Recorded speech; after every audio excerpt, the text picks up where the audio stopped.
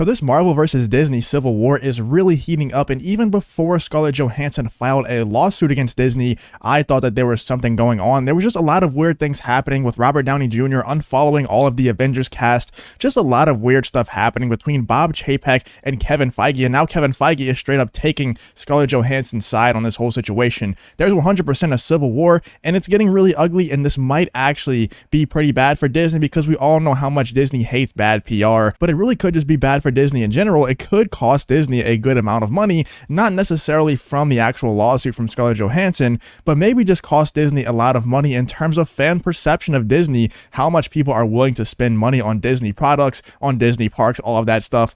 Let's check it out. If you enjoy pop culture news like this, if you enjoy hearing about the Marvel vs. Disney civil war and just all kinds of pop culture news, then please hit that like button and subscribe to the channel. I post multiple videos a day on this channel. Let's get into the video. Yeah, like I said, this Marvel vs. Disney civil war is getting pretty ugly. It's heating up quite a bit, and I think that when it's all said and done, I think that Disney is going to be hurting. Now, how much they're going to be hurting is kind of up to Scarlett Johansson's lawyers versus Disney's lawyers, because if Scarlett Johansson were to somehow pull out a victory in this lawsuit, it could get really ugly. It could get way worse than I think that it will get if she does end up losing the lawsuit. Because if she does end up winning, that would give the green light to a lot of other people. I mean, not even just in Disney. This would just be for all the other production companies as well, just for the media industry in general. It would be for Warner Bros., the people who are getting movies, their feature films released on HBO Max. All of those, imagine all of those big Dune actors who are, you know, those absolute stars that are starring in Dune. You know, we got Timothée Chalamet, we got Josh Brolin, we got Oscar Isaac, all of these huge stars, Zendaya in that movie. If half of them decide to sue Warner Bros. After Scarlett Johansson wins this lawsuit, if she does somehow pull out a victory, like I said, that could be really bad for not only Disney, but for Warner Bros. And the entire media industry, the entire movie industry. It could get really ugly, but this all relies on Scarlett Johansson winning this lawsuit, which I don't think she has that much of a chance in winning. But it's already getting a little bit ugly. I think that we all kind of assumed that this would happen, but apparently Disney cut ties with Scarlett Johansson and canceled the Tower of Terror film. Now, I had heard about this Tower of Terror film, but I'm gonna be honest with you, I totally forgot about this thing. I totally forgot it was going to be a thing, and I think that it might work out in Disney's favor to go ahead and cancel this thing, because I don't think it would have made that much money. Tower of Terror it's kind of popular, you know, it's a well-known name, but I just don't know, you know, everything that I've heard about the movie just doesn't seem that exciting to me. I probably wouldn't have watched it in theaters if it would even going to release in theaters. I wouldn't have paid to go out and watch it. I would have waited for a Disney Plus release. That's just me, though. Maybe it would have been very good. I have no idea. I just wouldn't have been this excited. But the fact that they canceled the movie, the fact that they're cutting all ties with Scarlett Johansson, just shows that they're not willing to put up with this kind of stuff. I don't think that they wanted this to get out because, like I said, they hate bad PR. Disney really hates bad PR. We all know that. We all know that Disney wants to keep up this facade of them being this pure company, when in reality they aren't, but we know that. Anyone with a brain, anyone who's willing to go out and do their own research can realize that Disney is not this pure company that they portray themselves to be. But this is another sign, yet another sign, after, you know, we already have Bob Iger versus Bob Chapek happening. Bob Iger, he didn't come out and say it publicly, but a lot of Disney insiders are claiming that Bob Iger is not happy with the way Bob Chapek is handling his company. And I don't blame him. You know, ever since Bob Iger kind of stepped aside, he didn't really step down completely yet, but at the end of this year he will. Ever since he stepped aside, things have been going downhill. The only thing that I can say that I'm very involved with Disney is Star Wars is kind of trending upward right now. I think that Star Wars is going to be good in the future, but other than that, what has trended upward for Disney? The Disney parks have been ridiculed by all these park experts. We have all these lawsuits going after Disney.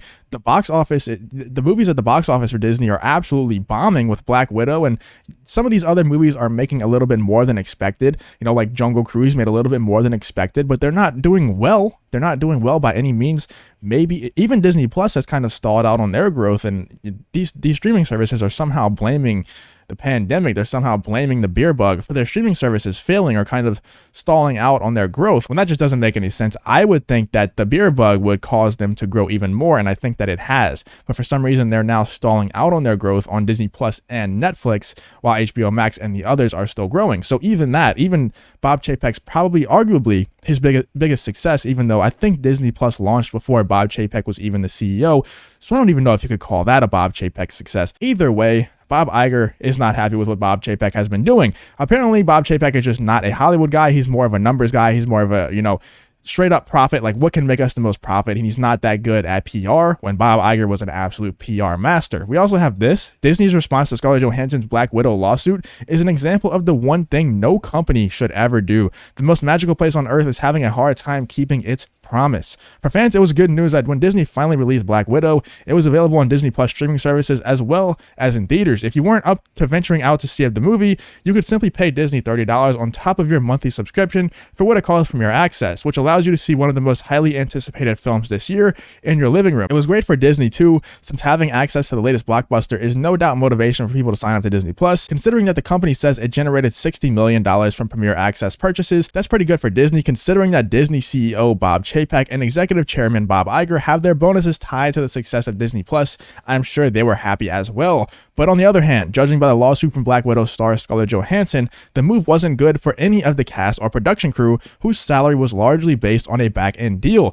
That's when a contract includes a smaller upfront payment in exchange for the opportunity to earn more based on box office performance of a film. And yes, that's how a lot of these deals work, especially with the bigger actors, especially for these bigger movies like Marvel, like Star Wars, where you expect it to do well at the box office. And I believe that Scarlett Johansson probably signed her contract before the beer bug, before all that stuff happened back in early 2020. So I think that she probably didn't even have that in mind whenever she signed her contract, but who knows? Maybe she did somehow have that in mind. Maybe she did somehow have that as a clause in her contract. I don't know. There is no merit whatsoever to this filing, the company said in a statement. The lawsuit is especially sad and distressing in its callous disregard for the horrific and prolonged global effects of the beer bug.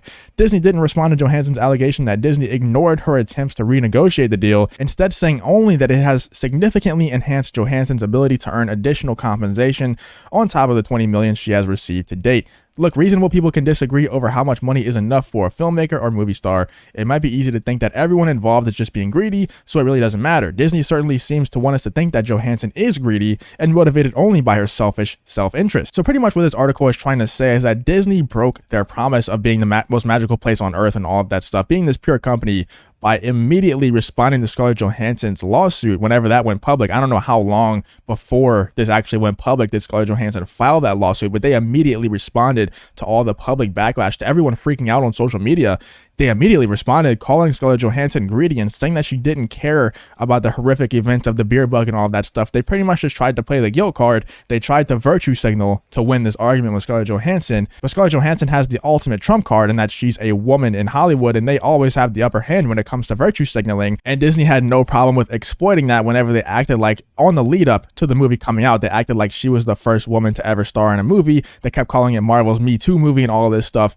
They had no problem with exploiting the fact that she was a female in Hollywood whenever they were trying to market the movie, but now they're not bringing any attention to that at all. They're just saying that she's selfish and they don't care about supporting this woman at all that apparently they absolutely loved. But we also have this, the SAG-AFTRA president. I don't know what AFTRA stands for, but I know that SAG is Screen Actors Guild. I don't know. You can let me know in the comments what AFTRA stands for, but the president has now weighed in on the Scarlett Johansson's Black Widow lawsuit, and this is actually pretty crazy as well. But this is what she says. This is what the president of the Screen Actors Guild, AFTRA, whatever that stands for, says. She says Disney should be ashamed of themselves for resorting to tired tactics of gender shaming and bullying. Now look, I don't know how the hell they gender shamed or bullied. You can let me know if you have seen that anywhere. I haven't seen that anywhere at all, other than the fact that they responded to a lawsuit that a woman filed against them. I don't think that's gender shaming. I think that they would have done that regardless of gender, but I do think that it was a mistake on Disney's part to do that because they want to keep up this facade of them being this pure company that kind of has the back of all of their employees, has the back of all of their actors. And they really just don't. They just want to make money, but we all know that. Anyone with a brain, anyone willing to do research can see that. Actors must be compensated for their work according to their contracts. Scarlett Johansson is a shining white-hot spotlight on the improper shifts in compensation that companies are attempting to slip by talent as distribution models change. Nobody in any field of work should fall victim to surprise reductions in unexpected compensation. It is unreasonable and unjust. Disney and other content companies are doing very well and can certainly live up to their obligations to compensate the performers whose art and artistry are responsible for the corporation's profits. So Scarlett Johansson is obviously getting some pretty powerful people on her side when it comes to this situation, when it comes to her lawsuit. Apparently, a lot of actors, a lot of actresses are out there supporting Scarlett Johansson against Disney. Obviously, a lot of the fans, a lot of the people who dislike what Disney has done in the last few years are on Scarlett Johansson's side. I would think that the only people that aren't on ScarJo's side on this situation is probably Disney and the other production companies like Warner Bros, the other people who could really get hurt if Scarlett Johansson were to somehow pull out a win in this lawsuit. But let me know what you guys think about this whole situation. Whose side are you on? Do you think that this could get as ugly as I think it could get? Because it's already getting kind of ugly. Like I said,